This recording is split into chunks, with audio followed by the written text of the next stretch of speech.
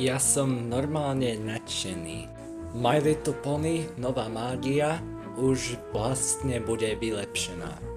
Ja viem. Ukludnite sa, tento projekt, fanúšikovský film, vyjde viete kedy?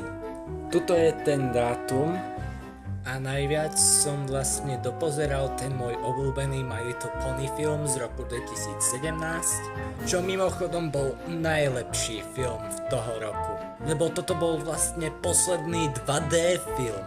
A ešte navyše má zábavný príbeh, zaujímavé postavičky, obzvlášť túto.